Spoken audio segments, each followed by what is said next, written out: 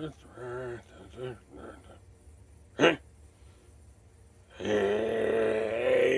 spirits of evil, transform this decayed form to Mumm-Ra the Ever-Living.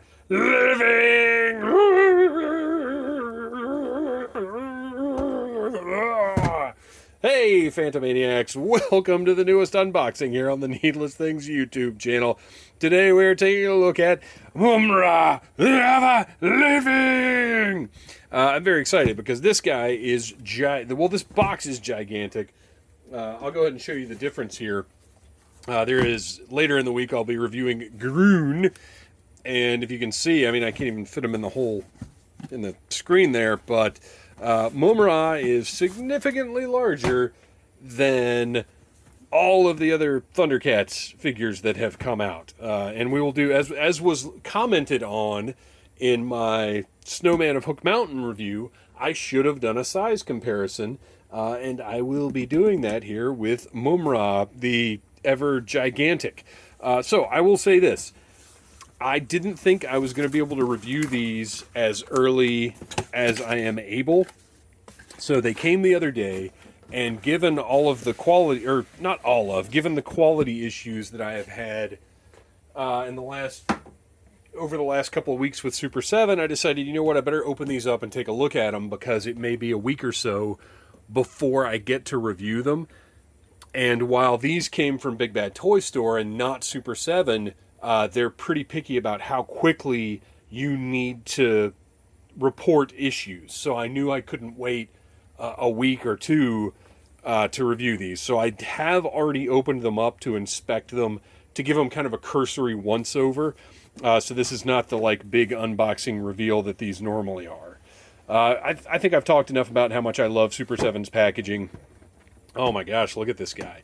The foil, blah, blah, blah, it's all great. Super 7 does a great job with packaging in their Ultimates line, and in every line. So there he is. There's Mumm-Ra, Mammut, lots of accessories. I'm a little speechless. He's so big. All right. Mumm-Ra the Ever-Living. Mumm-Ra is the ThunderCats' evil adversary. Mummified and otherwise weak, he is energized and made immortal as a servant to the spirits of evil, who grant him magical and transformative powers to carry out their wicked bidding. All right. I can't even, well, yeah, I can. Okay. Oh, well, this just came loose. I didn't open it that far. That just popped off of there, which, who cares?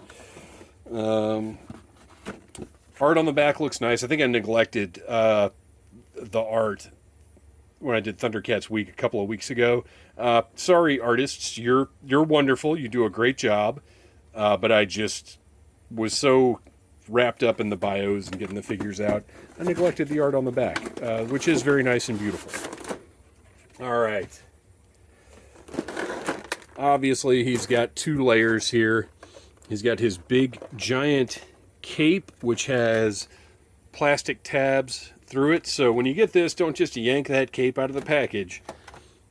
You're going to want to very carefully remove all the little plastic tabs. I like to use nippers for this type of thing. I just find that to be the easiest way to do it. They're a little more precise than scissors and a little easier to handle in cramped toy spaces, as it were. So I believe that's all of those. Flip that over and remove the tabs from the cape itself.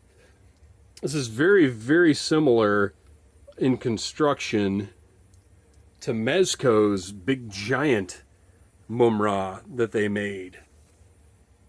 Looks great. We'll take a look at that again in a minute. Good gosh, I was not ready for this sword to be this huge. Just look at the size of this thing. What is it made of is my big concern.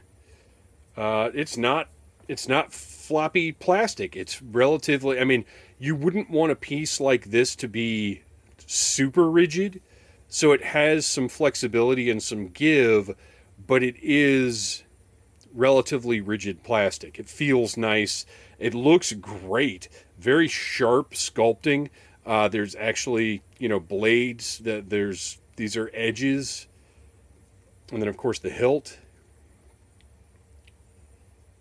Very nice looking piece.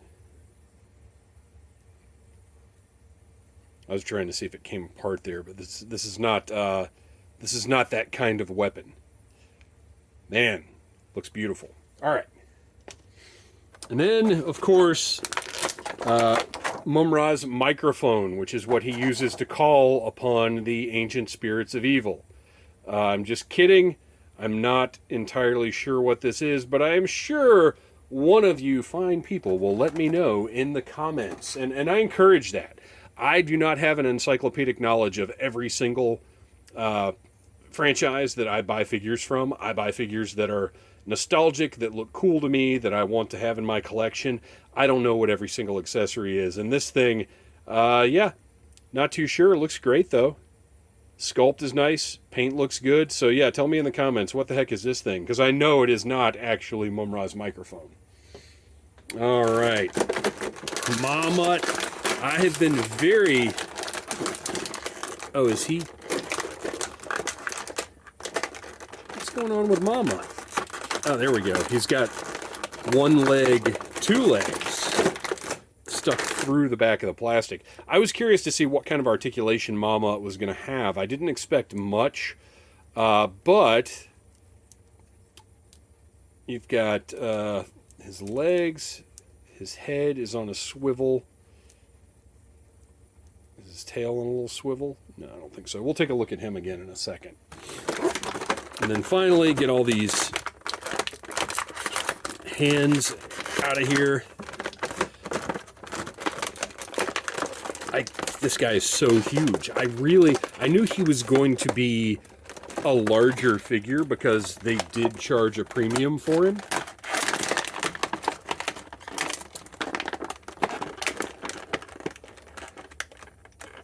Oh, we've got a rubber band holding that in place. Nice. I knew he was going to be larger. I did not realize how much larger Mumm-Ra the Ever-Living was going to be.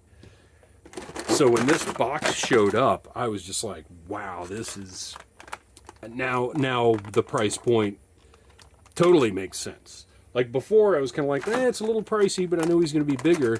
But then seeing this, like honestly, they probably could have charged even a little bit more for him.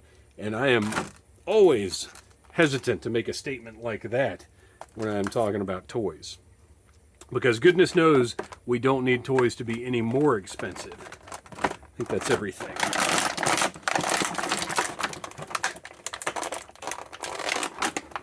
Oh my gosh. Well, he's so huge. I hate these plastic tabs, but in this instance, I kind of understand it. Okay, let's put that to the side. Clean up our work area a little bit from all this business. Look at this villainous fiend. So the portrait, it almost looks like the jaw is articulated, but there's not enough movement in the head for that to be the case. His little crown piece here is a little bent over. I'm going to heat that up and try and get it back to where it's supposed to be. I'm a little disappointed with how soft this plastic is. But the portrait looks fantastic. Look at the eyebrow ridges, the paint on those, the glossy red in the eyes, and then those fangs in that mouth. Well, not really fangs, just his jacked up teeth. Let's do a little comparison here. Okay, so here's our first size comparison, is the regular Mumm-Ra figure versus Mumm-Ra the Ever-Living. So that is pretty mind-blowing right there. And then let's take a look at these faces, just for fun. Very nice. All right. He has got the... I guess that's not so much the Mumm-Ra logo as the Spirits of Evil logo, maybe. Very similar to Thulsa Doom's snake cult from Conan. You can see we've got a little red right here, but I'm not going to sweat that. I'm so tired of, like, to the naked eye, like when I pull that off the camera, I can barely even see that. So I'm not going to worry about that little splotch of red. And I believe, okay, so this is the second wave of ThunderCats, even though it came out after the third and fourth wave. I think this might be the first wave, or the last wave that was produced in one of Mattel's factories. I could be wrong about that, but I believe that's correct. All right, so we've got a little bit of movement there. That shoulder is somewhat restricted, but you've got the bicep swivel. You've got these great golden bands on his arms, look awesome, and then he's got a swivel at the top of the elbow there. And that hand is in there pretty loosey-goosey. But he is warm right now. He's been sitting in the sun. So let's try a different hand and see what we get. See, that one's a little, not much, a little more snug. Look, they're not going to just fall out of there. I keep smushing his soft crown. This is, I'm going to heat it up and it'll look fine, but this should not be this soft. So some little issues with this guy right off the bat. Nothing too terrible, but a few little things that could be better. The wrappings on his arm look great. This is a separate piece of plastic here that's it's tight around his bicep, and then this part just sort of hangs down and wraps around. Looks really good. All these wrappings, I love the way that they're designed to be loose, but they are also secure. So it's not going to be a big pain to pose him because they move around freely, but it's not like this is going to fall off the back of his shoulder and not stay where you want it. Like everything stays where it's supposed to, but has a great amount of movement as well. Let's see. We've got that waist joint that's kind of hidden under his kilt piece. The kilt piece is very soft plastic. It's not going to interfere with articulation at all. Looks really nice. Got the great, this is sculpted, 2 different paint colors, and then the trim is painted with the sculpt there. Looks really good. And then knee, you've got the single jointed knee, and then there is a pivot at the bottom of that knee joint. Ankles, these are modern ankles, how most figures are nowadays. Look at the texture on this piece here. I love that it's got the texture here, but then it's slick in these front portions. And then the hay or whatever that is. Why does he have hay for shoes? What's that all about? I don't know, and I don't care because it looks interesting and cool. Very toyetic. Boy, can we get the camera to focus? Thanks, camera. So he is a big boy. He towers over the other ThunderCats, which I will show you. I should have said other ThunderCats figures, obviously. Mumm-Ra is not a ThunderCat. So there is Lion-O, and that is the Super 7 Lion-O. Right next to Mumm-Ra, you can see a significant size difference in these figures. Like I said, I knew Mumm-Ra was going to be a little bigger, but I did not realize that it would be this kind of difference. He is a massive, impressive figure that I'm happy to have. So let's take a look at some of the stuff that came with Mumm-Ra. I'm curious to know. Okay, there we go. Interesting. So we've got several extra hands, which you've already seen. You've got open, sort of grabby, creepy hands, and then some closed C grips, which these are nice soft hands. This is one thing that is good about this figure. These hands are easy to open. I'm not going to have to heat them up to get an accessory in there. We already took a look at the sword, which is killer. And I kind of wish it had like a spinning mechanism, but whatever. It's cool. It looks awesome. And then his laughing slash yelling slash I just saw myself in a mirror face, which this headpiece seems to have kept its shape a little bit better than the other headpiece. And actually, no, I kind of like this cocky, smirky Mumm-Ra. So I probably am going to keep that head on. And then we've got, let's take a little closer look at Ma-Mutt. Head turns, tail stays where it is, and then you've got jointed legs. I said after Hasbro released, let's see if we can get him into a little bit of a sitting position. Yeah, he can kind of sit a little bit. After Hasbro did that Alpha Commandos Timber, I felt like the dog game had been, the bar had been raised for toy dogs.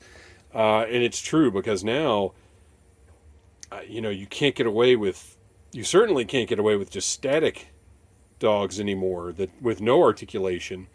But even this one, as great as he looks sculpt-wise and paint-wise, because he does, look at that face, I love it. As good as Ma-Mutt, I keep trying the jaw because I feel like it should be hinged, but it is not. As great as he looks, he just is not up to snuff compared to that Timber. So I'll be very interested to see what other toy manufacturers do with their canines in the future, now that Hasbro has put out the greatest dog figure of all time. All right, Ma-Mutt, he's great. I love him. And then finally, we've got the cape that has a wire armature in it, so you can sort of pose it around how you want. Take a look at the torn detail around the edge. It's a small thing. It's just a bunch of cuts in the cape, but they sewed around it. It gives it that character and that look that it should have. So, might probably be easier to remove the head to do this, if the head wants to come off relatively easily. Oh yeah, look at that. That head popped right off. That was nice.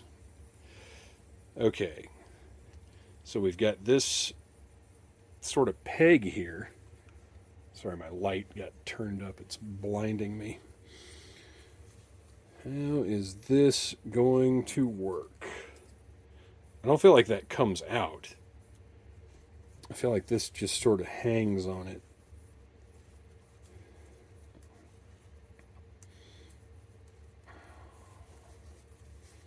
The mechanism for the Mezco Mumm-Ra that I mentioned is fairly similar to this, and to be honest, is not great. Because it kind of just hangs rather than being attached in any significant way. All right, now let's see if we can get this head on without it being a big giant pain.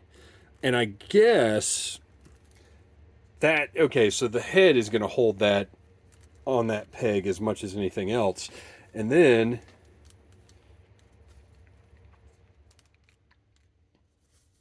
we take those little nubbies. Oh, you can actually see the spike has a spot where that cape, so this actually will attach better than the large Mezco version does, because that one's lacking these little pegs to kind of hold, like all it has is the spike like this, so it just kind of slides off no problem. It doesn't have an actual, it's not sculpted to hold it in place, so this works much better. All right. Very nice. Well done. Well, maybe. Oh!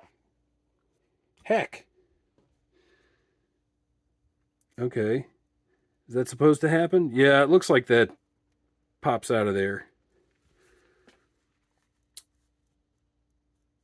Like, it doesn't look like anything broke. It looks like that comes out of there. It's designed that way. But it also might not hurt to put a little dab of glue on that to keep it in place. So there we go. Mumm-Ra the Ever-Living.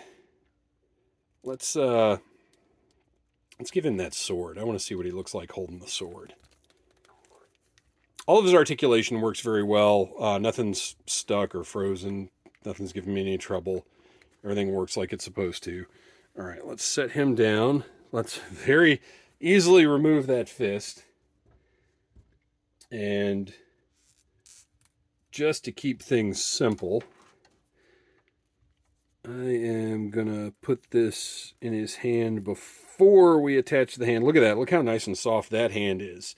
No trouble at all getting that in there. Of course, the problem is going to come in where is this connection strong enough for him to hold this sword without his hand just falling off? And the answer is yes. So there it is, Mumm-Ra the Ever-Living. Thank you guys for watching. Please like, subscribe, share, tell your friends about Needless Things. Leave a comment. Tell me if I missed something. Tell me if there's something you want to see or something I should do differently. Thank you for watching, and I'll see you tomorrow for more ThunderCats in ThunderCats Week. Those accursed ThunderCats. Smash that like button if you like Needless Things.